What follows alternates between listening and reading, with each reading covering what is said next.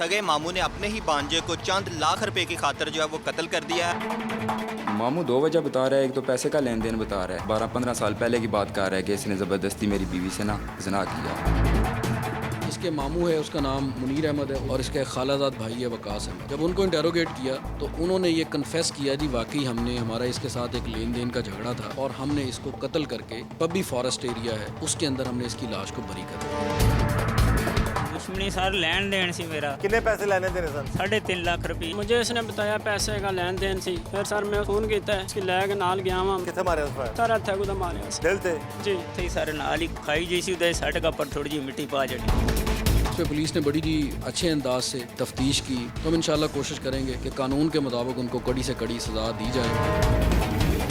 भांजे के साथ मिलकर मामू के हाथों दूसरे भांजे का भयानक कत्ल, दिल में गोली मारकर कत्ल किया और फिर जंगल में दफना दिया। पकड़े जाने पर शर्मनाक इल्जामात। सराय आलमगीर में पेश आया दिल दहला देने वाला वाकया, जहां एक नौजवान अचानक लापता हो गया और जब घर वालों की तलाश करने के बाद उसका कोई सुराग ना मिला तो घर वालों ने उसके अगवा का मुकदमा दर्ज करा दिया। लेकिन चंद ही रोज बाद पुलिस तफ्तीश में सामने आए दिल दहला देने वाले इंकिशाफात, क्योंकि उसे किसी और ने नहीं बल्कि उसी के सगे मामू ने अपने एक और भांजे के साथ मिलकर किया कत्ल। सगे मामू ने पुलिस को जंगल से भांजे की लाश भी बरामद करवाई जहां उसे दफनाया गया था। क्या थी सगे मामू और भांजे की लड़ाई? क्यों मामू अपने भांजे को करता था नापसंद? हकीकत थी होशरुबा। आज जुर्म बेनकाब में देखिए। मामू मेरा गलत लाइन का था, उसे नफरत थी कि ये मौलवी टाइप है, ये नमाज वगैरह पढ़ता है, तो हम मतलब चोरियाँ चिकारियाँ करते हैं, डकैतियाँ करते हैं। पहले भी इन्होंने 2-3 मर्डर किए हुए हैं। इस पर पहले भी FIR हुई है, टांडा मोटा किया है, आज़ाद कश्मीर किया है, एक गलियाना थाना किया है। इससे ही सर मनु इस पेंडे पाया है, ये भी बुला के लैक आया है। सर मैं पता लगना वे इस फैर मार छोड़ना मैं कदे ना से कदम कर चाहना सा। ये लैक आया मैं तो भुल पे फिर सारी इस लत्तां फड़ियां दे जिले भुलियां डिगे मैं पिस्तौल छिकिया सर, मेरे को पिस्टल सी, गोली लग गई। अब दुश्मनी सर लेन देन सी मेरा। कितने पैसे लेने देने सन? 3.5 लाख रुपए। मुझे इसने बताया पैसे का लेन देन सी, फिर सर मैं फोन किया इसकी लैग नाल गया वहां। किथे मारे उस पर? सर हथे को मारे दिल ते जी थे सर नाल ही खाई जैसी उदय सट का पर थोड़ी जी मिट्टी पा जड़ी। इस पर पुलिस ने बड़ी ही अच्छे अंदाज से तफ्तीश की, तो हम इंशाल्लाह कोशिश करेंगे कि कानून के मुताबिक उनको कड़ी से कड़ी सजा दी जाए। ये रुपया, पैसा, जायदाद, ये हर चीज यहीं पर रह जानी है। कोशिश करें कि गुस्सा, हसद, बुग़्ज़ और नेगेटिविटी को खत्म करें। जुर्म करेंगे, जुल्म करेंगे तो पकड़ जरूर होगी। मामू के हाथों भांजे का अंधोनाक कत्ल, इसी हवाले से हम बात करेंगे गुजरात में हमारे नुमाइंदा राना शहजाद से। जी शहजाद जी, ये थाना बुलानी का इलाका है जहाँ पर जो है वो सगे मामू ने अपने ही भांजे को जो है वो चंद लाख रुपए की खातर जो है वो कत्ल कर दिया है। यानी कि मामू जो है वो अपने भांजे से जो है वो पैसे मांगता, क्योंकि मामू ने तो भांजे को दिए नहीं थे, अपने जो भांजे का वालिद है उसको पैसे दिए हुए थे और वो भी पैसे जो बताए जा रहे हैं वो 3.5 लाख रुपए जो है वो बताया जा रहा है। लेकिन पुलिस के मुताबिक और यहाँ पर जो इलाका मकीन है उनके मुताबिक ये बताया जा रहा है कि मामू ने जो अपनी दूसरी बहन के बेटे के साथ मिलकर जो है वो इसका कत्ल करके जो लाश है वो झाड़ियों में फेंक दी थी और झूठा जो है वो ड्रामा रचाया गया था कि जो हमारा भांजा है वो अगवा हो गया। अगवा की जो है वो FIR भी जो है वो दर्ज कर दी गई थी। पुलिस जो है वो शामिल तफ्तीश जो है मुल्ज़मान को कर रही थी, लेकिन उसके बाद जब इनकी इंट्रोगेशन की गई तो इनसे पता चला कि इसने ही जो है वो अपने भांजे को जो है वो चंद लाख रुपए की जो है खातर जो है वो कत्ल कर दिया है। दोनों ही मुल्ज़मान जो है इस वक्त गिरफ्तार हैं और पुलिस जो है वो इनकी तफ्तीश भी कर रही है और दोनों ने जो है वो जुर्म भी कबूल कर लिया कि हमने अपने भांजे को कत्ल किया है। ये जी मामू के हाथों भांजे का अंधोनाक कत्ल है और चंद रुपयों की खातिर सगा मामू अपने भांजे की जान ले लेता है। आज के प्रोग्राम जुर्म बेनकाब में हम इसी सगे मामू के जुल्म और जुर्म को बेनकाब करेंगे।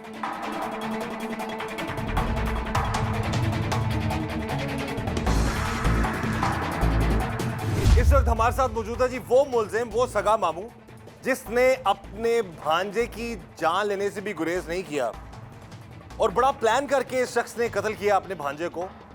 इसे हम बात करते हैं कि आखिर इस हद तक ये दरिंदा क्यों बना कि अपनी बहन के ही बेटे को उसने मार डाला। क्या नाम क्या तुम्हारा? सर मुनीर अहमद। क्या वजह क्या थी, क्या मामला था, कब से लड़ाई झगड़े चल रहे थे आपस में? 2009-10 ने मेरा इन्हां नाल ਲੈਣ ਦੇਣ ਮਾਮਲਾ ਸੀ। मैं सर 2009 ਦਾ ਲੈਣ ਦਾ ਮਾਮਲਾ ਸੀ, ਲੈਣ ਦੇਣ ਦਾ ਮਾਮਲਾ ਸੀ ਤੁਹਾਡਾ ਤੇ 11 ਸਾਲ ਬਾਅਦ ਕਤਲ ਕਰਨਾ ਯਾਦ ਹੈ। ਅਸਲ ਵਜ੍ਹਾ ਦੱਸੋ ਕੀ ਸੀ? सर बस ਡਰਾਣ ਧਮਕਾਉਣ ਲੱਗੇ ਸਾਂ, ਤਕਦੀਰ ਹੋ ਗਈ ਹੈ ਮੇਰੇ ਕੋਲ, ਗੋਲੀ ਲੱਗ ਗਈ ਹੈ, ਘੁੱਲਿਆ ਸਰ ਮੇਰੇ ਨਾਲ। ਨਹੀਂ, ਡਰਾਣ ਧਮਕਾਉਣ ਦੀ ਵਜ੍ਹਾ ਕੀ ਸੀ? ਨਾਲੇ ਇਹ ਦੱਸੋ ਕਿ ਦੁਸ਼ਮਣੀ ਕੀ ਚੱਲ ਰਹੀ ਸੀ ਭਾਂਜੇ ਦੇ ਨਾਲ? ਦੁਸ਼ਮਣੀ ਸਰ ਲੈਣ ਦੇਣ ਸੀ ਮੇਰਾ। ਅੱਛਾ ਕਿੰਨੇ ਪੈਸੇ ਲੈਣੇ ਦੇਣੇ ਸਨ? ਸਰ 3.5 ਲੱਖ ਰੁਪਏ ਚੋਂ 30,000 ਮੈਂ ਵਾਪਸ ਲਿਆ ਸੀ ਮੈਨੇ ਕਿ 3 ਲੱਖ ਵਾਪਸ ਲੈਣਾ ਸੀ ਜੀ। ਤੇ 3 ਲੱਖ ਦੇ ਪਿੱਛੇ ਬੰਦਾ ਮਾਰਦਾ। ਸਰ ਤਕਦੀਰ ਹੋ ਗਈ, ਅਸਾਂ ਇਰਾਦਾ ਨਹੀਂ ਸੀ, ਨਾ ਹੀ ਸਾਡਾ ਕੋਈ ਜ਼ਹਿਨ ਸੀ ਸਰਾਣਾ, ਬਸ 3 ਲੱਖ ਕਿਹਨੂੰ ਦਿੱਤਾ ਸੀ? ਸਾਰੇ ਦੇ ਵਾਲਦ ਸਾਹਿਬ ਕੀ ਦਿੱਤੇ ਆ ਤੇ ਸੀ। ਵਾਲਾ ਸਾਹਿਬ ਕੋਲ ਮੰਗਦੇ ਮੰਗਨੇ ਰਹੇ ਆ ਸਾਰੇ, ਗਾਲਾਂ ਕੱਢਣਾ ਸੀ ਬੱਖੀ ਤੋਂ ਫੋਨ ਕਰਕੇ ਸਾਨੂੰ, ਹੈ? ਬਦਤਮੀਜ਼ੀ ਕਰਨਾ ਸੀ, ਕੁੜੀਆਂ ਵੀ ਦੀ ਗਾਲਾਂ ਕੱਢਣਾ ਸੀ ਨਾਲੇ ਮੈਂ। ਅਗਰ ਡਰਾਣਾ ਸੀ ਤੇ ਜਾਨੂ ਨਹੀਂ ਸੀ ਮਾਰਨਾ। ਸਰ ਇਰਾਦਾ ਨਹੀਂ ਸੀ ਕੋਈ ਵੀ।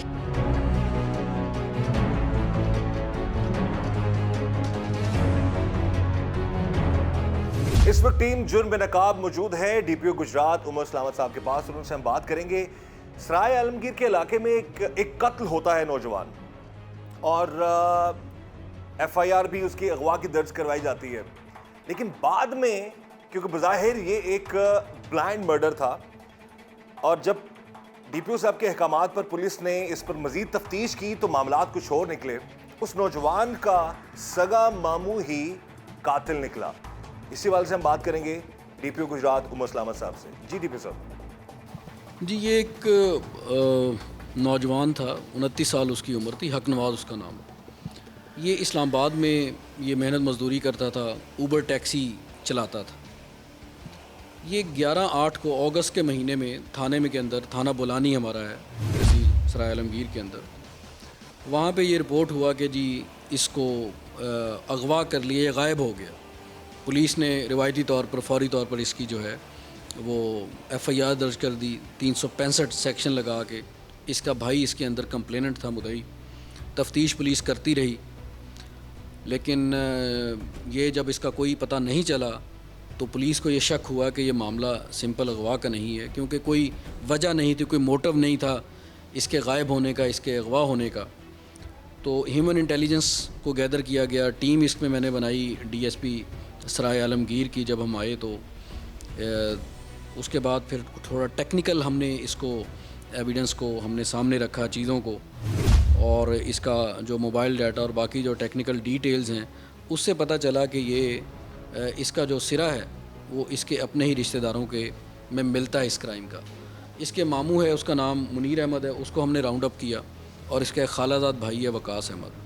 जब उनको इंटेरोगेट किया तो उन्होंने ये कन्फेस किया जी वाकई हमारा इसके साथ एक लेन देन का झगड़ा था, और हमने इसको कत्ल करके यहाँ पे एक पब्बी फॉरेस्ट एरिया है उसके अंदर हमने इसकी लाश को बरी कर दिया है। तो ये बड़ा एक हमारे लिए डेफिनेटली पुलिस तो ऑलरेडी इन लाइंस के ऊपर सोच भी रही थी, लेकिन बड़ा ये हीनियस एक क्राइम और बड़ा अनफॉर्चुनेट जब ये पता चला तो पुलिस खैर उनकी पॉइंटेशन के ऊपर फिर उस लाश को हमने रिकवर किया। उसकी वहाँ पे पीएफएसए की टीम्स और हमारी जो अपनी टीम्स हैं उनको हमने भेजा, वहाँ से जितने भी नमूने और जो चीज़ें ज़रूरी जो फोरेंसिक एविडेंस है उसको हमने कलेक्ट किया। तो इस तरह ये एक जो अगवा का सिंपल एक मैटर था वो एक ब्लाइंड मर्डर बन गया, और ब्लाइंड मर्डर भी वो कि जिसके अंदर उसके अपने ही सगे रिश्तेदार, मामू और कज़न जो है वो इन्वॉल्व निकले।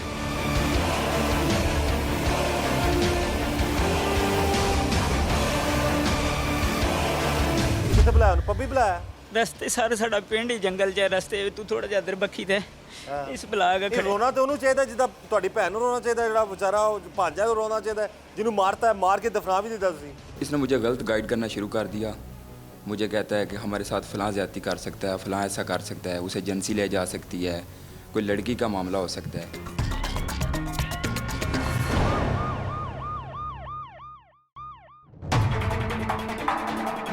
सगे मामू ने अपने ही भांजे को चंद लाख रुपए की खातर जो है वो कत्ल कर दिया है। मामू 2 वजह बता रहा है, एक तो पैसे का लेन देन बता रहा है, 12-15 साल पहले की बात कर रहा है कि इसने ज़बरदस्ती मेरी बीवी से ना जना किया। इसके मामू है, उसका नाम मुनीर अहमद है, और इसका एक खालाजाद भाई है वकास अहमद। जब उनको इंटेरोगेट किया तो उन्होंने ये कन्फेस किया जी वाकई हमारा इसके साथ एक लेन देन का झगड़ा था, और हमने इसको कत्ल करके पब्बी फॉरेस्ट एरिया है उसके अंदर हमने इसकी लाश को बरी कर दिया। दुश्मनी सर लेन देन सी मेरा। कितने पैसे लेने देने सन? 3.5 लाख रुपए। मुझे इसने बताया पैसे का लेन देन सी, फिर सर मैं फोन किया, इसकी लैग नाल गया वहां। किथे मारे उस पर? सर हत्थे को मारे दिल ते जी। थे सर नाल ही खाई जैसी उधर सट का पर थोड़ी जी मिट्टी पा जड़ी। इस पर पुलिस ने बड़ी जी अच्छे अंदाज से तफ्तीश की, तो हम इंशाल्लाह कोशिश करेंगे कि कानून के मुताबिक उनको कड़ी से कड़ी सज़ा दी जाए। पैसे की लालच ने मामू ने भांजे को कत्ल कर डाला। सफाक मामू ने भांजे को कत्ल करने के लिए किस जगह का इंतखाब किया, हकीकत दिल दहला देने वाली थी। किसे बुलाया? पब्बी बुलाया? रस्ते सारे साडा पिंड ही जंगल च रस्ते तू थोड़ा जिहा इधर बखी ते इस ਬਲਾਗ ਇਹ ਰੋਣਾ ਤੇ ਉਹਨੂੰ ਚਾਹੀਦਾ ਜਿੱਦਾਂ ਤੁਹਾਡੀ ਭੈਣ ਨੂੰ ਰੋਣਾ ਚਾਹੀਦਾ, ਜਿਹੜਾ ਵਿਚਾਰਾ ਉਹ ਭਾਂਜਾ ਨੂੰ ਰੋਣਾ ਚਾਹੀਦਾ ਜਿਹਨੂੰ ਮਾਰਤਾ है, मार के दफना भी देता सी। ये जी मारने के बाद दफना दिया उसको उसी पब्बी में, खुद आके फिर डिट्रैक करता रहा ये शख्स।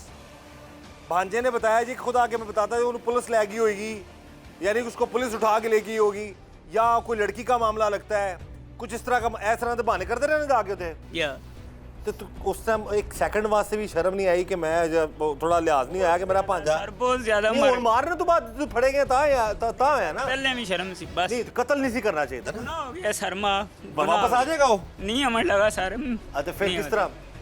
अभी ये शख्स कितना मासूम लग रहा है माजरत के साथ, और जिस वक्त इसने अपने सगे भांजे को कत्ल किया होगा उस वक्त क्या हालात होंगे। और इस वक्त ये शख्स जब कानून की गिरफ्त में है, इस वक्त बहुत इसको रोना भी आ रहा है, परेशान भी है। सगा भांजा कत्ल करके दफना दिया।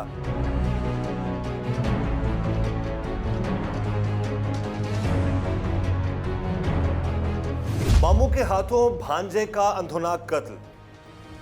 जाहिर तो ये एक अंधा कत्ल था, लेकिन डीपीओ गुजरात के अहकामात पर बुलानी थाना की पुलिस ने जब तफ्तीश की तो हकायक कुछ और ही सामने आए।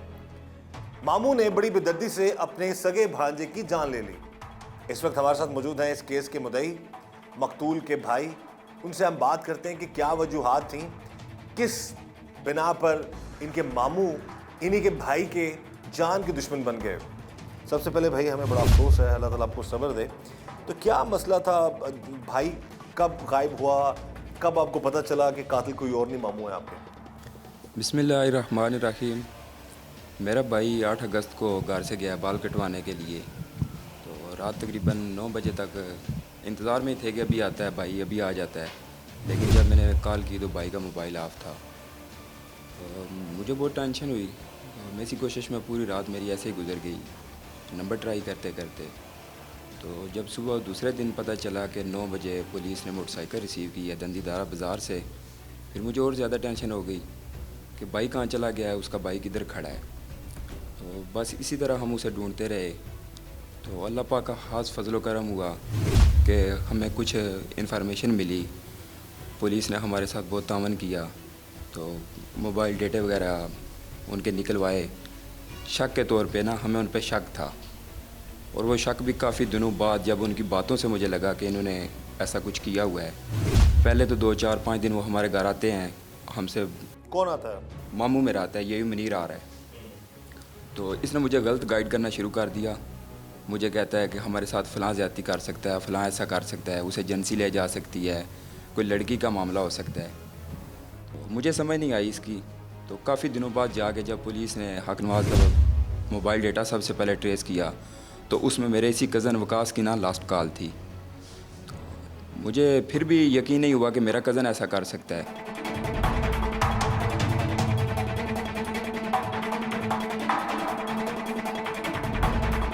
मामू का ही बेटा था? नहीं नहीं, ये मेरी खालाजाद मतलब खाला का बेटा है, कज़न है मेरा जी।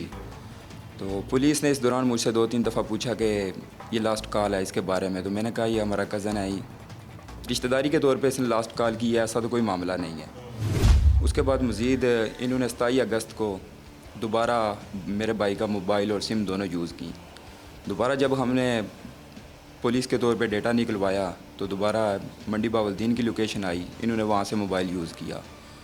उसके बाद दोबारा पुलिस की मदद से ना ये जो वकास है इसकी सिम हक नवाज के मोबाइल में डली है। तो जब उधर से इमी नंबर शो हुआ वकास के मोबाइल का, फिर हमें पता चला कि मेरे भाई का मोबाइल और सिम तो इनके पास है। तो फिर जब हमने दोनों ये मुजरम नामजद करवाए तो इन्होंने भागना शुरू कर दिया, मोबाइल इनके ऑफ हो गए। पुलिस ने 2-3 दफ़ा रेड किया लेकिन ये घर पर नहीं मिले।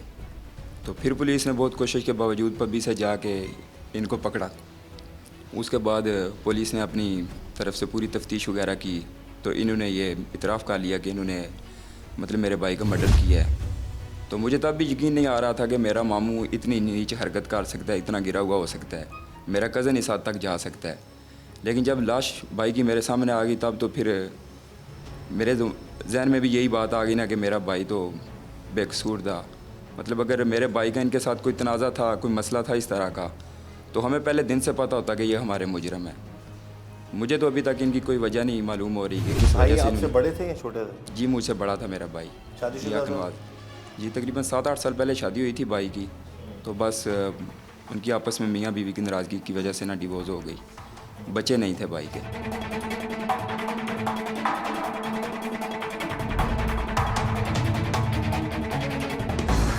इस वक्त हमारे साथ मौजूद है जी इस केस के तफ्तीशी अफसर, उनसे हम बात करेंगे इस सारे मामले के हवाले से कि ये हकायक कैसे सामने आया कि जी मामू ही अपने भांजे का कातिल निकला। जी खालिद साहब। मोरहा 11/8/20 को मदई रब नवाज वल्द मेहदी हाँ कौम जड़ सकना जग्गू ने अपने भाई के अगवा की FIR बरखिलाफ नामलूम मुल्ज़मान दर्ज रजिस्टर करवाई, जो हमने अपने SHO साहब की हदायत और DSP हल्का अफसर साहब की हदायत के मुताबिक तफ्तीश बरखिलाफ नामलूम मुल्ज़मान शुरू कर दी। जो मुद्दई मुकदमा ने कुछ मोबाइल नंबर हमें दिए, हमने IT विंग गुजरात उनका डाटा हासिल किया। जो आखिरी कॉल जो थी वकास मुल्ज़म की थी उस मोबाइल पे, तो फिर मुख्तलिफ़ औक़ात में हमने को शामिल तफ्तीश भी किया। जब हमें डाटा मिल गया तो उसके बाद मुद्दई को कहा कि इनको मामू और भांजे को नामज़द करें।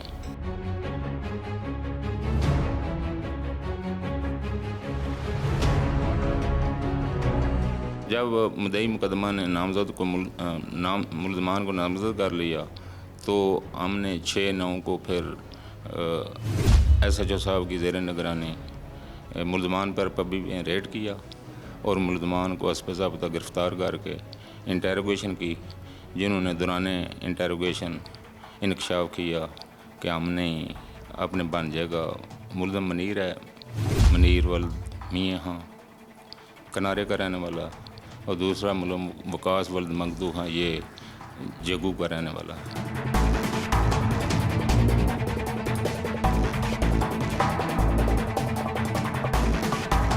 सर इसने कहा है भाई पैसे देने सर मुड़ के मैनू गाला शाला कढ़ने रहे, मैं जूँ जाना था कम्मे दा मामे को मैं गंद कढ़ने सी फ़ोन ते सर मैं इतनी गल पता लग गई है। तकरीबन 10-12-15 साल पहले की बात कर रहा है कि इसने ज़बरदस्ती मेरी बीवी से ना किया, तो तब मेरे भाई की 14-15 साल उम्र थी। तो मेरा भाई कैसे मतलब बचपन की हालत में ऐसे कर सकता है।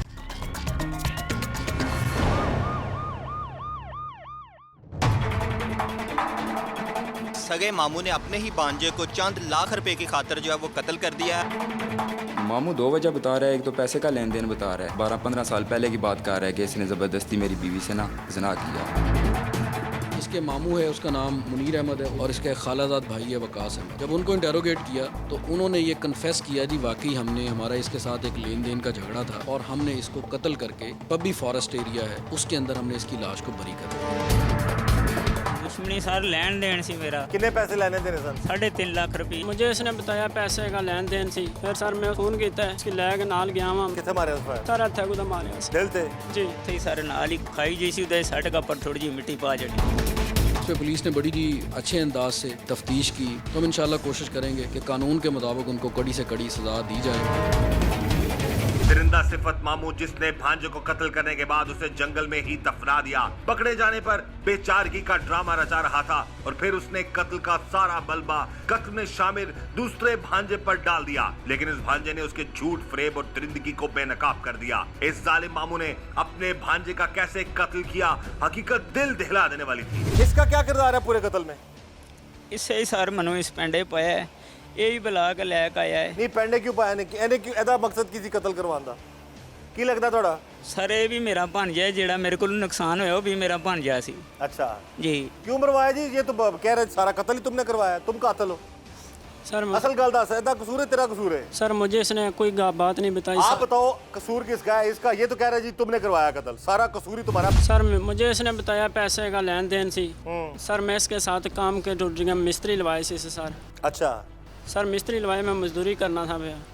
सर इसने मैंने एक बार परेशान होया है, मैं सर इसको पूछा क्या होया, सर इसने कहा है भाई पैसे देने ਸਰ ਮੁੜ ਕੇ ਮੈਨੂੰ ਗਾਲਾਂ ਸ਼ਾਲਾਂ ਕੱਢਣੇ ਰਹੇ ਮੈਂ ਜਿਉਂ ਜਾਣਾ ਸਾਂ ਕੰਮੇ ਦਾ ਮਾਮੇ ਕੋਲ ਮੈਂ ਗੰਦ ਕੱਢਣੇ ਸੀ ਫੋਨ ਤੇ ਸਰ ਮੈਂ ਇਤਨੀ ਗੱਲ ਪਤਾ ਲੱਗੀ ਹੈ ਫਿਰ ਸਰ ਮੈਂ ਉਸकी फ़ोन ਕੀਤਾ ਉਸकी ਲੈ ਕੇ ਨਾਲ ਗਿਆ ਵਾਂ ਮੈਂ ਆਣਾ ਸੀ ਡਰਾਸਾਂ ਸਰ ਮੈਂ ਪਤਾ ਲੱਗਣਾ ਵਾ ਇਸ ਫੈਰ ਮਾਰ ਛੋੜਨਾ ਮੈਂ ਕਦੇ ਨਾ ਸੇ ਕਦਮ ਕਰ ਚਾਹਨਾ ਸਰ नहीं फायर किस तरह मारे ने ਸਰ ਘੁੱਲਿਆਂ ਲੱਗਾ ਸੀ किथे मारे उस फायर ਸਰ ਹੱਥਾਂ ਕੋ ਮਾਰਿਆ ਸੀ दिल ते ਜੀ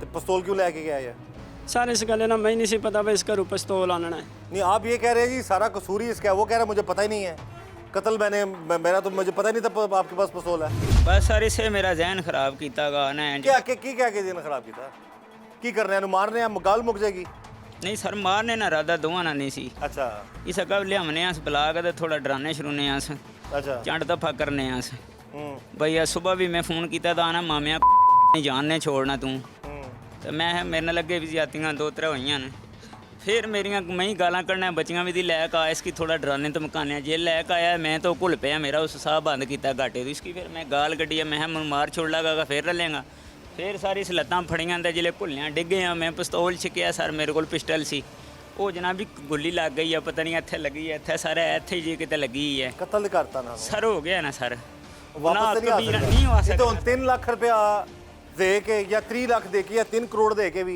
वो बंदा आ सकता जना मारता सर कबीरा गुनाह होया मेरे को कबीरा गुनाह हो गया सर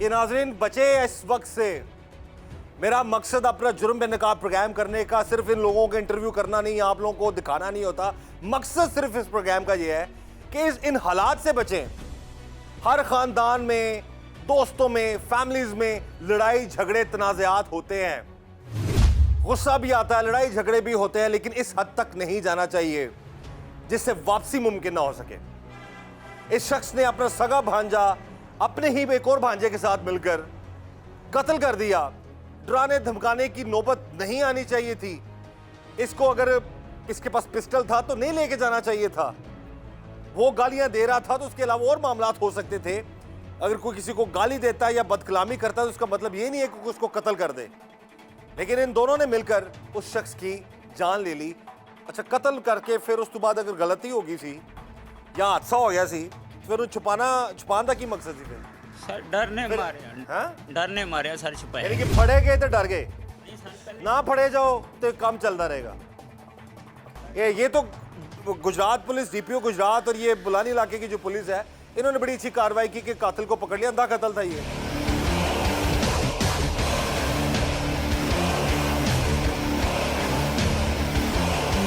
मामू के हाथों भांजे के कत्ल का यह वाकया सिर्फ चंद लाख रुपयों के लेन देन का मामला नहीं था बल्कि मामू को अपने भांजे से नफरत भी थी ऐसी क्या वजह थी कि मामू बना उसकी जान का दुश्मन मरने वाले नौजवान के भाई ने दिल दहला देने वाले इंकशाफात किए मामू ने क्या वजह बताई क्यों मारा उसको मामू 2 वजह बता रहा है एक तो पैसे का लेन देन बता रहा है तो उसमें आज तक उसने मुझसे मेरे अब्बू से मेरी वालदा से किसी से मतलब कोई बात नहीं की कि आपने हमारे पैसे देने हैं या इस तरह का कोई मामला है पैसे मामू कह रहा है कि इसने देने थे या मामू ने आपके भाई को देने थे नहीं मेरे अम्मी अब्बू ने अगर पैसे लेन देन था भी तो वो अम्मी अब्बू से था मेरे भाई का तो डायरेक्ट कोई किसी किस्म का इस तरह का इनसे कोई मसला नहीं था तो दूसरे नंबर पे इसने इल्ज़ाम लगाया है तकरीबन 10-12-15 साल पहले की बात कर रहा है कि इसने ज़बरदस्ती मेरी बीवी से ना किया तो तब मेरे भाई की 14-15 साल उम्र थी तो मेरा भाई कैसे मतलब बचपन की हालत में ऐसे कर सकता है फिर भी मुझे ये वजह नहीं लग रही अगर यही मसला था इनकी यही बात थी तो आज से 10-15 साल पहले कहाँ था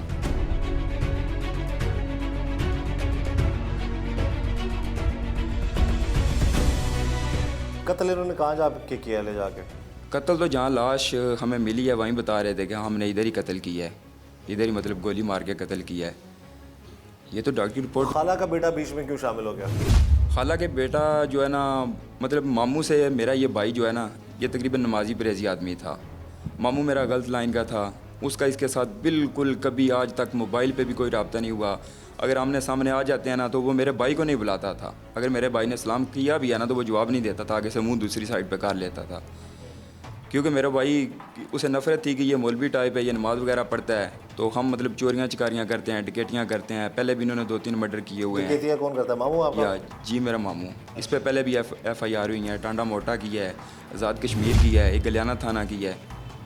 मतलब ये पहले भी बहुत से केस में ना इस पे FIR हुई हैं बहुत ज़्यादा। कत्ल ये मान गया खुद, केस नहीं किया? हाँ, अभी तो इसने खुद पुलिस के सामने मान लिया है, लाश की बरामदी इसने करवा दी है कि मैंने कत्ल किया है।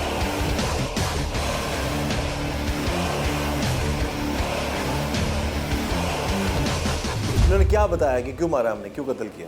इन्होंने बताया, अपना मुनीर मुल्ज़िम ने बताया कि 2009 में जो मकतूल है उसके वालिद ने मेरे से एक मुकदमा कत्ल में मैं जेल चला गया था और उसे 3.5 लाख रुपए रकम दी थी कि मेरी मुकदमे में पैरवी करें। तो जो उसने सिर्फ 30,000 रुपया मुझ पे मेरे मुकदमे में लगाया, बाकी रकम वापस न की, इस वजह से उसे कत्ल कर दिया। उसे कत्ल कर दिया। तो ये पैसों का लेन देन बता रहा है, ये इसके पैसे अलावा और क्या वजह बता रहा है? यही हमें अभी तक जो तफ्तीश है यही बता रहा है। कत्ल कैसे किया इसने, क्या कहता है, कैसे कत्ल किया? ज़रिया फायर पिस्टल से फायर मारकर उधर पबी में ले गए, उधर ही फायर मारा और वहीं गड़ा था, उधर ही उसमें मिट्टी डालकर कुछ ऊपर दबा दिया, भट्टी के पत्थर वगैरह रख दिए, लकड़ियाँ वगैरह ऊपर डाल दी अच्छा, ताकि पता न लगे। ताकि पता न चल सके।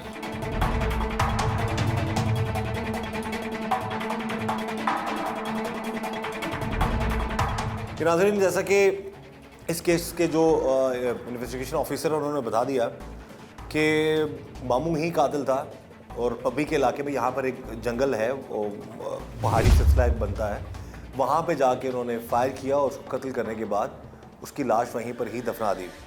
लेकिन DPO गुजरात उनके अहकामात पर बुलानी पुलिस और इनकी पूरी टीम ने बरवक्त कार्रवाई की और असल कातिलों को गिरफ्तार कर लिया। जहाँ तक हमारी कोशिश है, हम इस केस के मज़ीद हक़ाइक़ आपको दिखाएंगे और मकसद सिर्फ हमारा ये है कि जुल्म और जुर्म करने वाला कभी बचता नहीं है, वो हमेशा वो सामने ज़रूर आता है। तो इसी तरह ये सगा मामू जो था जिसने अपने भांजे को कत्ल किया, उसका भी जुर्म बेनकाब हुआ।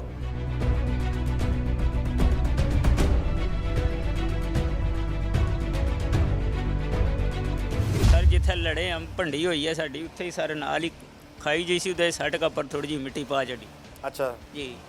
फिर सर बस पागल होए सन अगे पिछे ही नहीं, उत्थे मिट्टी पाती, फिर उस बाद ये समझा कि छुप जाएगा कत्ल। साढ़े पता सी नहीं छुप सकना साढ़े को। इस पर पुलिस ने बड़ी जी अच्छे अंदाज से तफ्तीश की और इस मामले को पाया, तकमील तक इन्होंने पहुंचाया। अभी खैर मामला ज़ेर तफ्तीश है, हमारे पास हैं ये मुल्ज़मान, तो हम इंशाल्लाह कोशिश करेंगे कि कानून के मुताबिक उनको कड़ी से कड़ी सज़ा दी जाए।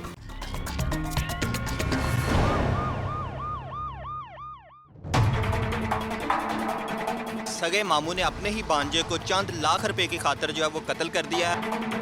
मामू 2 वजह बता रहा है। एक तो पैसे का लेन देन बता रहा है, 12-15 साल पहले की बात कर रहा है कि इसने ज़बरदस्ती मेरी बीवी से ना ज़िना किया।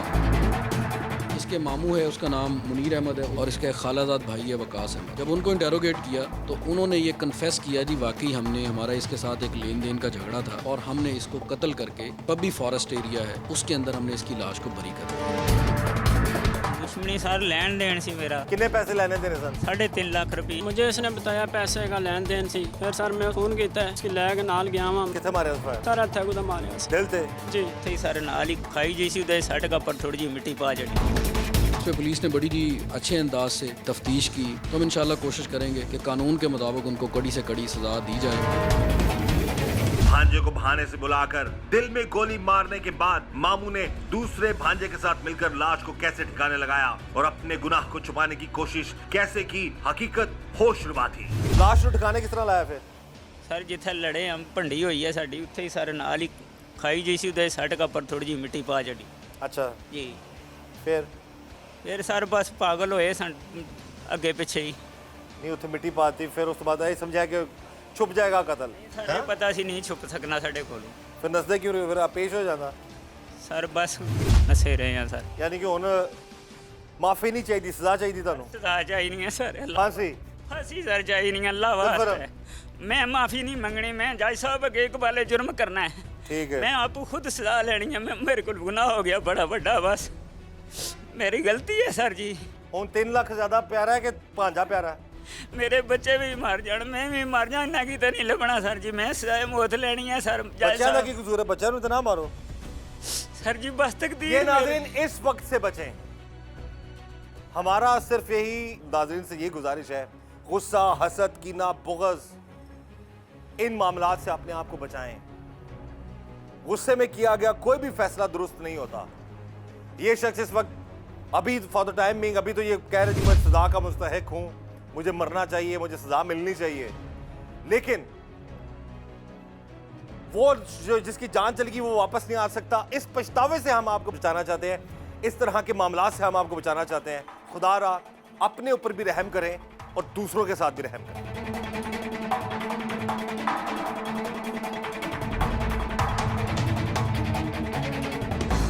अब आप क्योंकि पुलिस तो भरपूर तावन कर रही है, डीपीओ साहब भी और बुलाने थाना की पुलिस भी बाकायदा आपके साथ तावन कर रही है, तो इसमें बाज़ केसेस में देखने आता है कि जी ख़ानदान की वजह से या इकट्ठे फैमिली की वजह से जो मामलात होते हैं, केस कुछ लोग वापस ले लेते हैं, कुछ माफ़ कर देते हैं। आप इस मामले में क्या कहेंगे?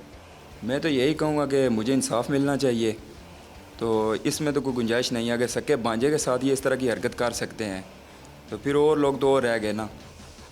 अगर ये अभी भी कानून के हाथों से बच जाते हैं, मैं बिल्कुल चाहता हूँ कि इन्हें बिल्कुल सज़ा मिलनी चाहिए, बिल्कुल इनको हर तरह की सज़ा मिलनी चाहिए। जो इन्होंने किया ना वो ये भुगतें। नाज़रीन, जैसा कि मकतूल के भाई ने बता दिया, जो इस केस के मुद्दई भी हैं, कि पुलिस भरपूर तावन कर रही है, मुलज़मान गिरफ़्तार हैं और ये यही चाहते हैं कि उसको कानून के मुताबिक कड़ी से कड़ी सज़ा मिले। लेकिन जहाँ तक बात आ जाती है रिश्तों की, तो कोई सगा जब इस तरह का मामला करता है तो टू बी वेरी ऑनेस्ट यकीन कीजिए कि वो बहुत हद तक मैंने जो प्रोग्राम्स किए हैं वो जिस पे गुजर रही होती है ना, उस शख्स का दिल जो है वो खून के आंसू रो रहा होता है। ऑलरेडी पुलिस जो है वो बर वक्त कार्रवाई पुलिस ने की है और काम हो भी रहा है।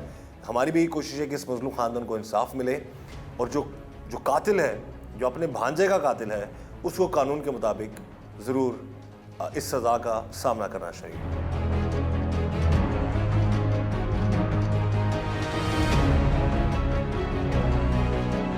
इस पर पुलिस ने बड़ी ही अच्छे अंदाज से तफ्तीश की और इस मामले को पाया, तकमील तक इन्होंने पहुंचाया। अभी खैर मामला ज़ेर तफ्तीश है, हमारे पास हैं ये मुलज़मान, तो हम इंशाल्लाह कोशिश करेंगे कि कानून के मुताबिक उनको कड़ी से कड़ी सज़ा दी जाए और मुलज़मान को कैफ़र किरदार तक पहुंचाया जाए। बिल्कुल सही है जी। अब देखें हमारे मुआशरे में नाज़रीन, सगा मामू पैसों के लेन देन पर अपने भांजे का कत्ल कर रहा है। इससे पहले भी बारहा मैं प्रोग्राम कर चुका हूँ जुर्म नकाब में। बाप बेटे के हाथों कत्ल हो जाता है, बेटा बाप को कत्ल कर देता है, शोहर जो अपनी बीवी को मार देता है, बीवी अपने शोहर को मार देती है। तो मामला जो है कि ये रुपया, पैसा, जायदाद, ये हर चीज़ यहीं पर रह जानी है। और अक्सर लोग ये समझते हैं जी कि हमने कत्ल कर दिया, जैसा कि ये ब्लाइंड मर्डर था जिसको डीपीओ साहब के अहकामात पर पुलिस ने बर वक्त इसको सॉर्ट आउट किया कि कत्ल करके उसको पब्बी का एक इलाका, एक जंगल है यहाँ पर इसराइल में गिर के पास, वहाँ पर उसको दफना दिया गया कि कत्ल छुपा रहेगा। लेकिन एक चीज़ याद रखें, कत्ल कभी छुपता नहीं है। मैंने इसी प्रोग्राम में ऐसे शोज भी किए हैं जिसमें 25-25 साल बाद भी कातिल गिरफ्तार हुए हैं और उनको फिर कानून के मुताबिक सज़ा भी मिली है। तो जहाँ तक हमारी कोशिश है, हम अपने इस प्रोग्राम के ज़रिए से अपने तमाम नाज़रीन को अवेयर करते रहेंगे और हम अप्रिशिएट करेंगे डीपीओ गुजरात उमर सलामत साहब की पूरी टीम को, क्योंकि अगर रवायती अंदाज पर तफ्तीश चलती रहती तो ये एक अगवा का एक मुकदमा था जो शायद सॉर्ट आउट ना होता। लेकिन इस ब्लाइंड मर्डर को, इसको तफ्तीश किया, फिर सामने आया कि सगा मामू ही कातिल है। तो ऐसे जो रिश्तेदार हैं जो रुपये पैसे जायदाद के लिए अपना खून बहा देते हैं, खुदा रा ये पैसा भी यहीं में रह जाएगा। ये अपने अंदर कोशिश करें कि गुस्सा, हसद, बुग़्ज़ और नेगेटिविटी को ख़त्म करें ताकि इस तरह के मामलात से हम बच सकें। और याद रखिए, जुर्म करेंगे, जुल्म करेंगे तो पकड़ ज़रूर होगी।